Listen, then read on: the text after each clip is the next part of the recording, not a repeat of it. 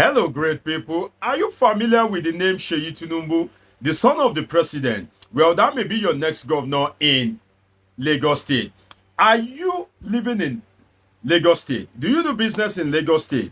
Is any of your family, friends, or well-wishers residing or doing business or studying in Lagos State? Well, let them be aware that if everything goes right, Seyi Tinubu may just be the next governor of Lagos State. In this video, I'll be telling you how Seyi Tinubu has been scheming to become the governor of Lagos State. I'll be revealing to you his political permutations, what he needs before he can win the election and what can stop him. I'll be telling you the perspective of his father and the likelihood of his father backing him or not. I'll be telling you the obstacles, what can work against Seyi Tinubu and what can work in his favor. I'll be telling you that and a whole lot more on this episode of Politics with Dr. Omosholade, your favorite political scientist. So do well to subscribe to this channel.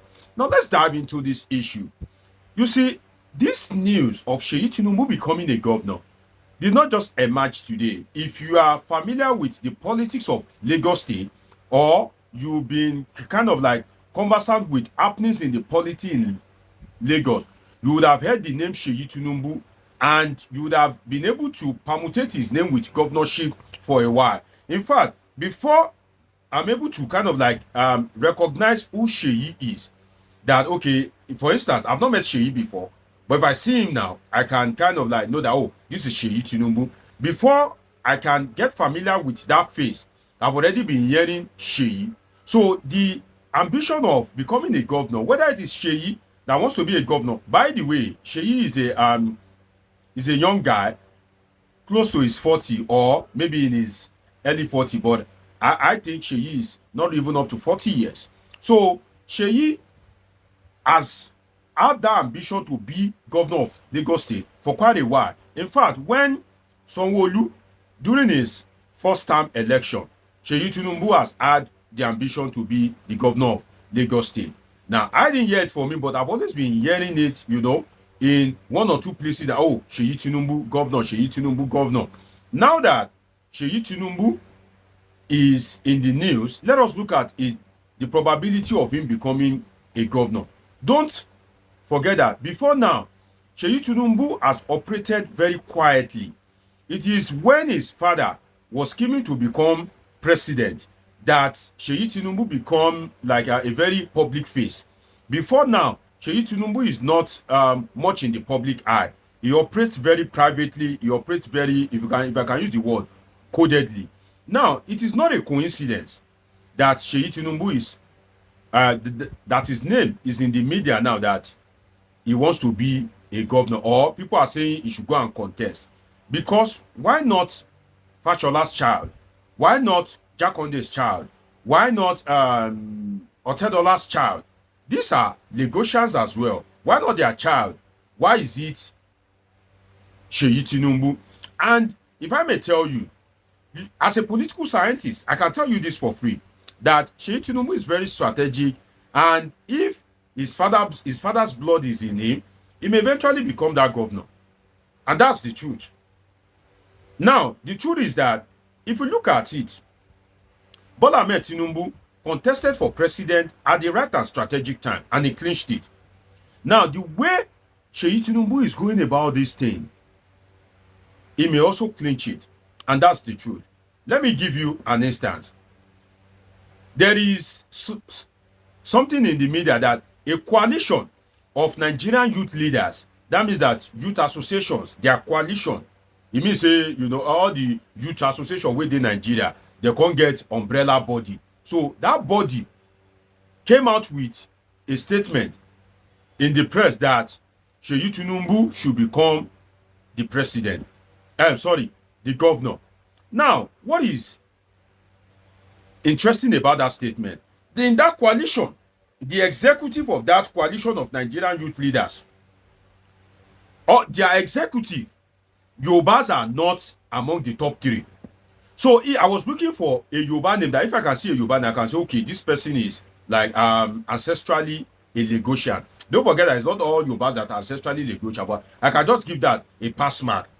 And in it, there is the President General, Goodluck Ibn, Secretary, Comrade Junad Abubakar, Public Relations Officer, Iniobong Samson. It is the Publicity Secretary that is a Yoruba man, the person of Comrade Adeyemo Adewale. So what I'm saying is that the coalition, do you know what that means? Coalition is not a coincidence. You know, they don't just launch people for political office in Nigeria. No, without their backing. That is how it used to start. If I can use pidgin English, now so they start. And Seyi Tinubu is doing it at the right time, because if you look at it, the election is over. All the political cases are over. Governance is going on.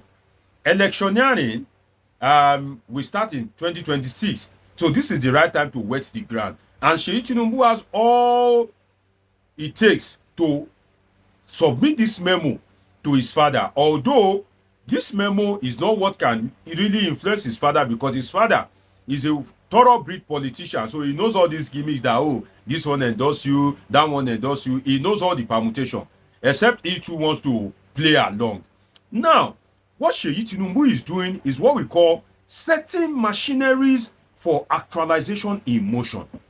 That's what I can tag it as a political scientist. When I said that it is very strategic, he is setting the machineries for actualization of his political dream in motion. And he's doing it at the right time. Maybe he will now clinch it, is another thing entirely. But what are the indices? Let us look at qualification and experience. Qualification, unfortunately, Nigeria is such a country that you don't need high qualification. And I'm sure Seyi Tinubu will have a degree to his name. And in Nigeria, you just need to show that you attend school. In fact, you don't even need the certificate. If people can testify, you that you are watching me now, despite the fact that you have not seen me before, if I want to contest for president, if all of you can gather yourself and begin to testify that, oh, we know that you were in the same class together, I'm qualified to be president in terms of qualification. So you can imagine. So if that is for president, now imagine what it requires to be governor. So for qualification, is qualified. Now the other one, experience. Is Seyi Tinubu qualified in terms of experience? Well, to my mind, I've not seen Seyi Tinubu hold any public office. And that is where the issue is. And I will tell you how Seyi Tinubu can overcome that later in this video. I've not seen him hold any public office. And the thing is that Lagos State has over 20 million population. With a state of over 20 million population, the implication of that is that Lagos State is more like a country on its own. And apart from Lagos State being a mini Nigeria, whereby you find any ethnic group in Nigeria, all the about 250 ethnic groups we have in Nigeria, they are well represented in Lagos. So Lagos is a mini Nigeria. Then apart from that, if you look at Lagos State, in terms of the population, some African states have no more than 5 million, 10 million population. So Lagos State with over 20 million population is more like a country on its own. So if you are going to lead such a state, you need some crucial experience. And I've not been able to kind of like pinpoint any major experience that can help Seyi as governor. I cannot tag it to him. What I've been hearing is that it was at some point in terms of the signage in Lagos State. That means all those big billboards that you see, that you usually see, all these electronic billboards, that it was Seyi Tinubu that was allegedly in charge of it. But in terms of public office, the office of the governor requires a lot of experience, administrative experience. I don't see Seyi Tinubu with any of such experience. Now, apart from qualification and experience, Seyi Tinubu needs 4 things and one other thing to win as governor of Lagos State. 4 things and one other thing, which is that, 1, in Nigeria of today, to win an election, you need 4 major things. And all these things is what Seyi Tinubu have access to, or can easily win over their allegiance, or play his political permutation and negotiation with them and have his way. Number 1 is INEC. We know the kind of electoral umpire that we have, so it is his father that will appoint an INEC chairman next year. And Seyi Tinubu have shown in the light of this administration that he has large influence on his father. He influenced the appointment of Ajuri Ngilale and some of the ministers. He influenced it. So if he has the ambition to be governor, he may as well influence his father as regards the INEC chairman. And at the end of the day, the INEC itself is not, super independent in the true word of independence. Another one is number two, what he needs. I said four things and one other thing. Now, the number two is police. IGP Egbetoku has worked with his father in Lagos as one of his chief security officer while he was governor. Now he's the IGP. So it is assumed that Seyi would have had a long-term relationship with IGP Egbetoku. In fact, IGP Egbetoku will feel convenient with Seyi as governor because while he was the CSO to Tinubu in from 1999 between 1999 and 2007, Seyi was just relatively young, was just a little boy. So Seyi is literally Egbetokun's boy in the true sense of it. So that means that Seyi will have the necessary police backing. The other one is money. Of course, money no be problem. For somebody like Seyi Tinubu, money na water. Because Seyi Tinubu, there was a time it was reported in the media that the wristwatch that Seyi Tinubu was wearing allegedly cost hundreds of millions of naira, maybe about 200 million or so, Richard Mille. So money is not really the problem. The fourth one is the judiciary. Of course, you know what I'm saying. His father is very influential in the judicial circle. So these four things, I can tell you as a political scientist, is important today in winning an election. And all these four things, the INEC, the police, money, and the judiciary, are places whereby Seyi already has influence, or he can easily launch himself, or he can kind of like strike some permutation and negotiation and eventually have his way. Now, the other one thing that Seyi needs is his father. And at the end of the day, it is Bola Tinubu is his father. And he may eventually have his way because he will know how to kind of like undo his father. Now, one thing we need to look at is Tinubu convenient with his family being in power? That's one thing we need to look at that can give us an answer. And I can tell you, yes, Bola Tinubu is convenient with his family being in power. When he left as governor of Lagos State, when he finished his tenure, his wife became a senator. His daughter, when his mother died, became the Iyaloja of Lagos State. When he became president, his daughter is claiming that she is the Iyaloja of Nigeria, and this has met little or no resistance from Tinubu. Folashade Tinubu Ojo, is boldly parading herself as Iyaloja of Nigeria. Then her husband was given an appointment as, the head of one agency, I think housing or something like that. I read it in the media some time ago. What that points to us is Bola Ahmed Tinubu is convenient having his family in power. So based on that background, Seyi Tinubu may eventually have his way. But then, what I can say in this is that it depends on Lagosians if they won't sell their vote. But ordinarily, Seyi will meet strong resistance because the queue of people that wants to become governor in Lagos State is long from like Lagos to Port Harcourt, because there are so many old guys. There are people that have been queuing for this position for long. So ordinarily, if not for the influence of his father, Seyi cannot have his way. But then these people are puppets to his father, and his father is the president. And in Nigeria, it's difficult to say no to the president. So at the end of the day, Seyi may have his way, especially if he has already been taking care of these Lagos politicians.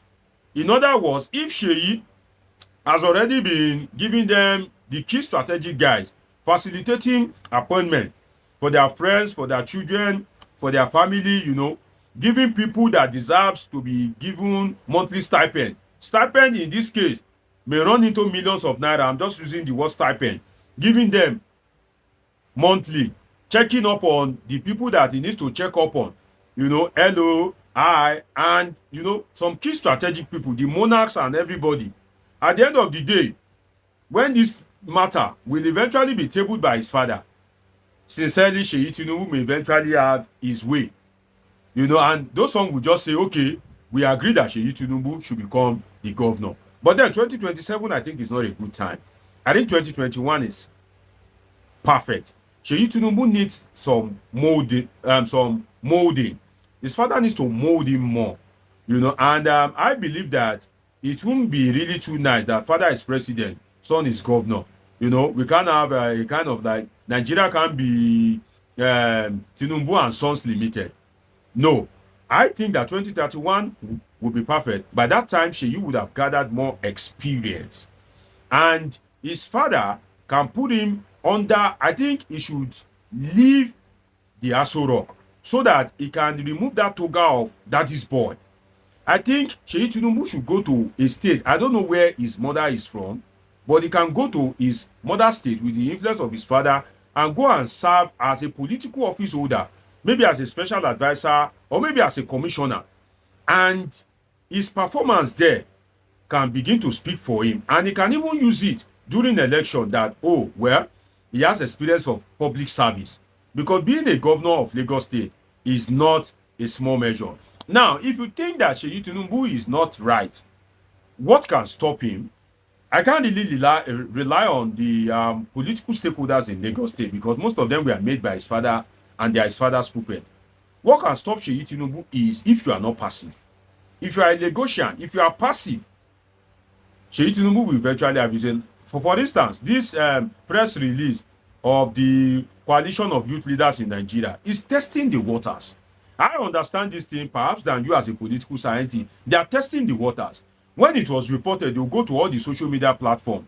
They'll be looking at public opinion. By the way, how this thing looks more real is that Isaac Fayose, the brother of Peter Ayodele Fayose, former governor of Ekiti State, actually put it on his social media handle, putting Seyi Tinubu and Gbadebo Rose-Vivour of the Labour Party in the last governorship election in Lagos State. And he was saying that, oh, in 2027, who would you prefer to vote as governor? First, Isaac Fayose will not carry fake news. He's always informed. And by the privilege of his brother being a former governor and he himself, that is Isaac Fayose, has connection with the powerful and privileged. You can take his information as authentic. Now, if you now look at it entirely, is it impossible for Seyi to be governor? It's not impossible, although he has a lot of work to do. But then, should Seyi be the governor right now in 2027? I don't think 2027 is the right time for him. But then, the normal way they greet people when they have ambition, I wish him the best of luck. It's been an interesting time with you on this episode of Politing with Dr. Omosholade. Dr. Deji is a political scientist with a PhD in political science. This is where we analyze politics and happenings in the polity. Do want to subscribe, turn on your notification button, catch up with my past videos, and of course, I have great, interesting videos coming your way. Till I see you again, of course, you already know that I love you all sincerely.